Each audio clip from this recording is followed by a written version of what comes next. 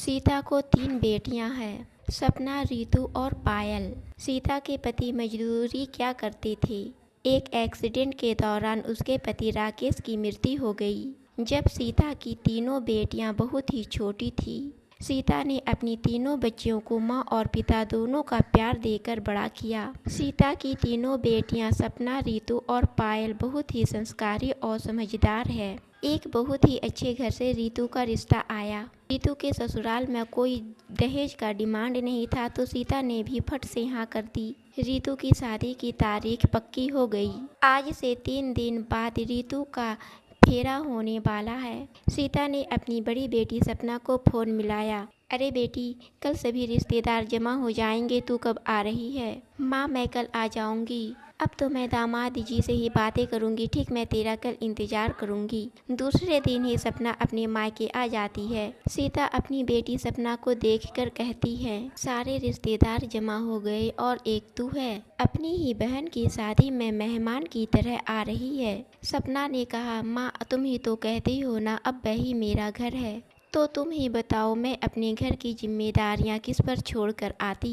सीता ने कहा, तू तो बस रहने ही दे, शादी के बाद बेटियां पराई हो जाती है। मैं तो अपने दामाद से ही बात करूंगी, वो मेरी बातें जरूर समझेंगे। बिल्कुल सोना है मेरा दामाद। कितने दिनों बाद मिली हूँ अपने दामाद से। सपना सीता के गले लग गई और उसकी आंखें भर आई। मन में बहुत सारा शिकवा शिकायतें और लाड भरा था, लेकिन अभी समय नहीं था इन सब का। इसलिए अपनी बेटी को अलग करते हुए बोली, अच्छा अब तू आ गई है, अपनी जिम्मेदारियां संभाल। सपना की आंखों में आंसू देखकर सीता ने पूछा, क्या हुआ, दामाद जी से कोई झगड़ा हुआ है क्या। नहीं नहीं माँ, यह तो खुशी के आंसू है कि मेरी बहन विदा होकर अब चली जाएगी। सीता ने कहा, अकेली जान थक गई हूँ दौड़ते भागते, और ये पायल को तो कुछ आता ही नहीं।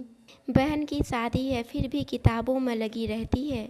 इतने सारे काम है, अब तो मेरा दिमाग ही काम नहीं कर रहा। सपना ने कहा, हाँ माँ बताओ क्या काम है, मैं झट से निपटा दूंगी। पायल की नज़र सपना पर पड़ जाती है। अरे दीदी, आप आ गई और मुझे पता भी नहीं है। सपना बोली, अरे कम से कम अपनी बहन की शादी में कुछ काम कर ले, पढ़ती रहना। माँ कितनी परेशान हो गई है काम करते करते। बताओ ना दीदी, मुझे क्या करना है। दीदी, मेरा एग्ज़ाम को हफ्ता है, इसलिए मैं पढ़ाई कर रही हूँ। बताएं क्या काम है। अच्छा अब तू छोड़, मैं कर लूँगी। सीता बोली, दामाद जी हॉल में बैठे हैं, उन्हें नाश्ता दे दो। सपना, तू ऋतु का सामान पैक कर दे। माँ, पूरे दिन हम दोनों माँ बेटी काम कर कर के थक गए हैं। उफ, शादी में इतना सारा काम होता है, इतनी सारी रीति रिवाज करते करते तन मन सब थक कर चूर हो जाता है। सही कहती हो बेटा, ये रुपये का बैग है, मुझे तो होश ना रहेगा। दामाद जी को यह रुपये का लिफाफ तुम्हें ही देना है।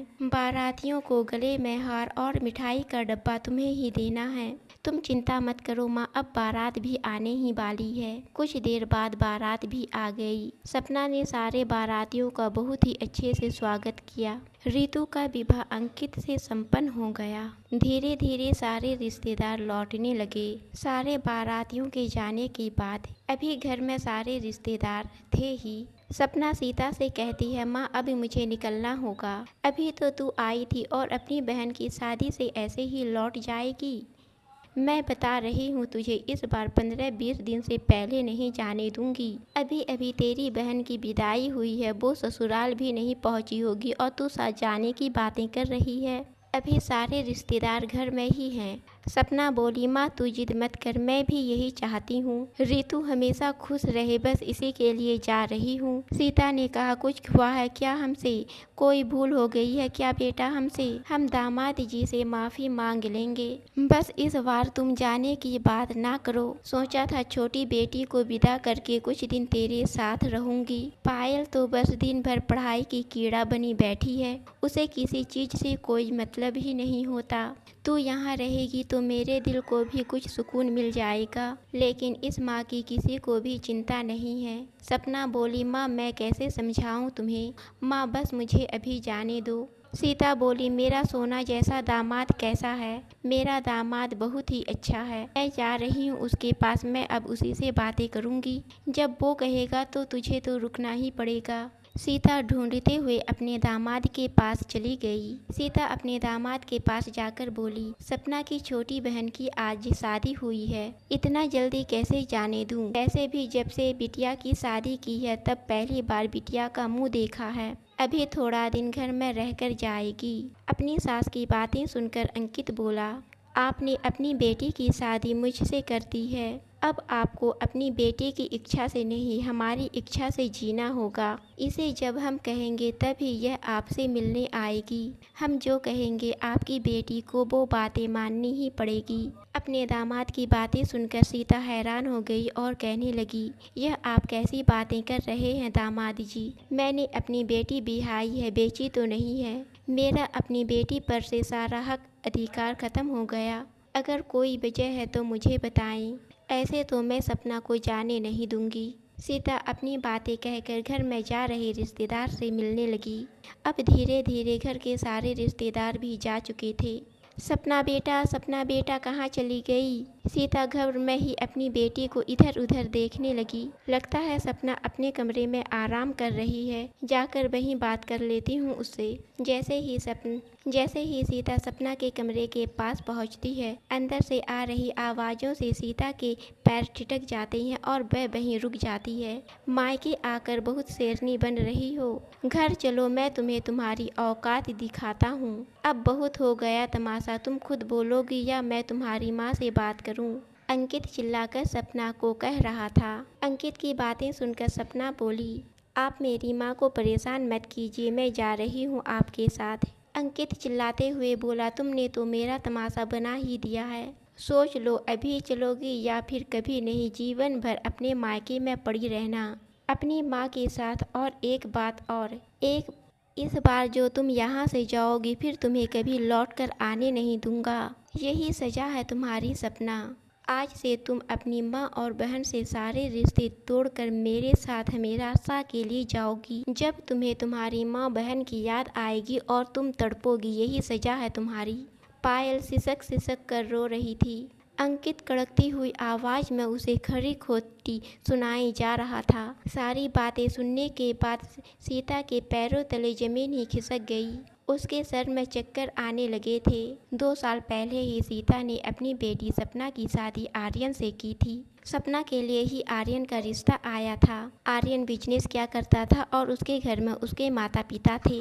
इतना अच्छा रिश्ता देखकर सीता ने अपनी बेटी की शादी झट से कर दी। शादी के कुछ दिन बाद दीपावली थी। सपना बेटा, तुम्हारी पहली दीपावली है, मायके में ही मनाई जाती है, बता कब आ रही है? सपना ने कहा, माँ अभी नई नई शादी हुई है, अभी तो मैं सबको समझने में लगी हूँ। मुझे अपने मायके आना कुछ ठीक नहीं लग रहा है, मैं ससुराल में ही दीपावली मना लूँगी। सीता बोली, जब से तेरी शादी हुई है ना कोई फ़ोन करती ना मिलने आती है। क्या बात है बेटा, दामाद जी इतने अच्छे मिले कि माँ को भूल गई है क्या? नहीं माँ, तुमने तो कहा था ना कि रोज़ रोज़ ससुराल से फ़ोन करना अच्छी आदत नहीं होती, इससे घर बिखरते हैं, इसलिए मैं कम ही फ़ोन करती हूँ। सीता बोली, बेटा मैंने वो सब नसीहत इसलिए दी थी ताकि तुम मेरे सोने जैसे दामाद का दिल जीत पाए, लेकिन कभी कभी तो माँ से मिलने आया कर। सीता अपनी बेटी के बारे में सोच रही थी। जो लड़का मेरे घर में मेरी बेटी को ऐसे प्रताड़ित कर रहा है, वो ना जाने ससुराल में क्या करता होगा मेरी बच्ची के साथ। हे भगवान, क्या पाप हो गया मुझसे, जिसे मैं राम समझ तारीफ करते नहीं थकती थी, वो तो रावण कहलाने के लायक भी नहीं है। अब मुझे सब समझ आ रहा है, क्यों सपना मायके आना ही नहीं चाहती थी, क्यों जब भी मैं मिलने के लिए कहती थी मुझे ससुराल आने से ही मना कर देती थी, क्यों मेरी बच्ची अपनी ही बहन की शादी में यूं अजनबी बनकर आई और वापस जाने को तैयार है। सीता बाहर बैठी हुई थी। सपना अपना बैग लेकर जाने के लिए निकलती है। बेटा मैंने तुझे रुकने के लिए कहा है, तू जा रही है? माँ मुझे निकलना है, देर हो रही है। नहीं बेटा, कोई देर नहीं हो रही है, सब सही है, अभी तेरी माँ जिंदा है और तेरे साथ है। सीता अपने दामाद आर्यन की तरफ देखते हुए बोली, अभी सपना नहीं जाएगी, मैंने स्पष्ट बता दिया है। आपको बार बार वही बात करने का क्या मतलब है? आर्यन ने अपनी सास सीता को कहा, अपनी बेटी पर बहुत ही ज्यादा लाड प्यार आ रहा है। ऐसा कीजिए, अब इसे यहीं रख लीजिए, मुझसे इसे वापिस ले जाने की उम्मीद भी मत करना। सीता गुस्साते हुए बोली, मैंने अपनी बच्ची की शादी तुमसे 2 साल पहले की। 2 साल की शादी में मेरी बच्ची को क्या से क्या बनाकर रख दिया। मेरी बच्ची लगता है जैसे हंसना ही भूल गई है। तुझे अब घबराने की जरूरत नहीं है बेटा, मैंने सब सुन लिया है। सीता सपना का हाथ जोड़ते हुए बोली, मुझे माफ कर दे बेटा, ना जाने मैं कैसी माँ हूँ, अपनी ही बेटी की तकलीफ को समझ ही नहीं पाई। सपना बोली, मैं ठीक हूँ माँ, आप ऐसा क्यों सोचती हैं? अब बस मुझे अपने घर जाने दो, नहीं तो अनर्थ हो जाएगा। सीता ने कहा, बस कर, कितना झूठ बोलोगी और अपनी माँ से? मैं सब समझ गई हूँ, तेरे मायके न आने के पीछे झूठे बहाने बनाना, अक्सर बीमार रहना। सच सच बता बेटा, आर्यन हाथ उठाता है ना तुझ पर? डर मत बेटा, मुझे सच सच बता। शादी के बाद से ही तो मुझे प्रताड़ित करते हैं और बात बात पर छोड़ देने की धमकी देते हैं। अब शब्द बोलते हैं, मुझे कहीं जाने नहीं देते, किसी से मिलने नहीं देते, दिन भर घर के सारे काम करवाते रहते हैं। मेरे गर्भ में बेटी है, ये जानकर इन्होंने मेरा गर्भपात करा दिया। तुमने तो यही कहा था ना, बिन बाप की लड़की हो। अपने ससुराल में किसी को बातें बनाने का मौका मत देना, हर हाल में रिश्ता निभाना है मुझे। सीता ने रोते हुए कहा, क्या पता था मेरी बेटी कैसे नरक में जी रही है, ऐसे मर मर कर ससुराल में जीने की जगह। तू शान से अपने मायके में रह बेटा, यह मायका हमेशा तेरा ही रहेगा। माँ बेटी की सारी बातें सुनने के बाद आर्यन चिल्लाते हुए बोला, तेरी इतनी मजालते मेरे सामने सारी बातें अपनी माँ को बता रही है। अभी के अभी मेरे पैर पकड़कर माफ़ी मांग, नहीं तो अब मैं नहीं, तलाक के कागज आएंगे तुमसे बात करने, फिर तुम दोनों माँ बेटी जीवन भर बैठी रहना। सीता गुस्साते हुए बोली, मेरी बेटी पढ़ी लिखी और समझदार है, इसलिए आज तक आपकी हर गलत बात सहन करती रही, लेकिन जीवन को सम्मान से बिताने के लिए समझदारी के साथ स्वाभिमानी भी होना जरूरी होता है। बेटी पति का सम्मान करो, लेकिन उसके अहम को संतुष्ट मत करना। सपना बोली, मैंने क्या अपराध किया है जो आपके पैर पकड़कर क्षमा मांगूं? अपराध तो आपने किया है, आज तक मुझे मानसिक और शारीरिक कष्ट देते रहे हैं। मैं अभी भी आपके साथ चलने को तैयार हूँ, अगर आप अपने किए हुए के लिए माफी मांग लें और वादा करें कि आगे से ऐसा कभी कुछ नहीं होगा। आर्यन ने चिल्लाते हुए कहा, मैं तुमसे माफी मांगूंगा, ए चल हट, तेरे जैसे बहुत मिलेंगे मुझे। सीता बोली, आर्यन बेटा, क्या मेरी बेटी ने आज तक आपके माता पिता के सामने आपका या उनका अपमान किया है? नहीं ना, मैं जानती हूँ मेरी बेटी कभी ऐसा कर ही नहीं सकती, और एक आप हैं जो इस तरह मेरा अपमान कर रहे हैं। यही तो संस्कार होते हैं। आप जा सकते हैं, पायल आपके साथ नहीं जाएगी, आज नहीं कभी नहीं। आर्यन अपना मुंह लेकर पैर पटकता हुआ लौट गया। सपना बोली, माँ आप उन्हें नहीं जानते, वो कभी भी नहीं आएंगे, अब मेरा क्या होगा? सीता बोली, बेटा आर्यन को परखने में मुझसे भूल हो गई है, उसका अच्छा बिजनेस, बड़ा सा मकान देखकर, गाड़ी यही सब देखकर मैंने खुशी खुशी तेरी शादी उससे करती। अगर आज मैं तेरे साथ खड़ी नहीं हुई तो फिर से तू उसी नर्क में पहुंच जाएगी, और इस बार उसके अत्याचार और बढ़ जाएंगे। एक मानसिक रोगी के साथ जीवन बिताने के लिए मैं तुझे बेबस नहीं कर सकती। मरी हुई बेटी से मायके में रहने वाली बेटी जीवित बेहतर है। एक औरत के जीने के लिए मर्द का होना जरूरी हो, ऐसा कोई अनिवार्यता नहीं। तुम यहाँ अधिकार से रह सकती हो, अपने मन से बोझ उतार दो और स्वतंत्र होकर जियो। अपनी माँ की बातें सुनकर सपना सीता के गले लग जाती है। पायल का यूपीएससी का एग्जाम हो गया और वो आईपीएस बन गई। अपनी बहन को इस तरह आईपीएस बनता देख सपना बहुत ही खुश हुई। सीता ने एक दिन सपना को भी पढ़ाई करने के लिए कहा। सपना भी अब दिन रात मेहनत करने लगी। पायल ने भी सपना का बहुत हेल्प किया। ऐसे ही 1-2 साल गुजरते गए।